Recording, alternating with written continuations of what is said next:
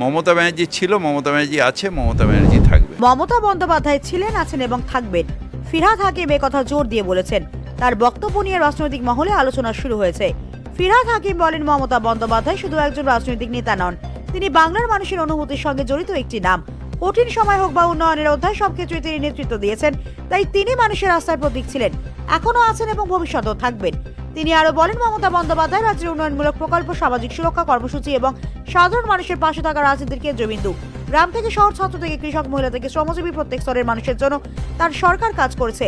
ফিরহাদ হাকিম বলেন, বাংলার মানুষ উন্নয়ন দেখেছে, কাজ দেখেছে, তাই কোনো অপপ্রচার বা রাজনৈতিক আক্রমণ মানুষের আস্থা নড়াতে পারবে না।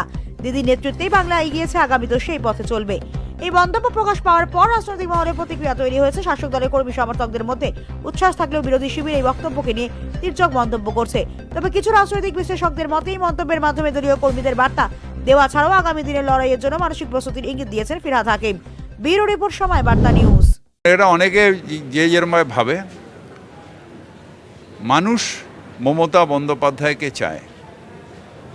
যতই ইনপুট করুক, যতই ভেতরে আরএসএস সাইলেন্ট ক্যাম্পেইন চালাক বা যাই চালাক, আলটিমেটলি মানুষ ঠিক করবে যে কে সরকার চালাবে। আর আমরা যেহেতু মানুষের সাথে থাকি, মানুষের পাশে থাকি, মানুষের সাথে থাকি, মানুষের ইনপুট হচ্ছে মমতা ব্যানার্জি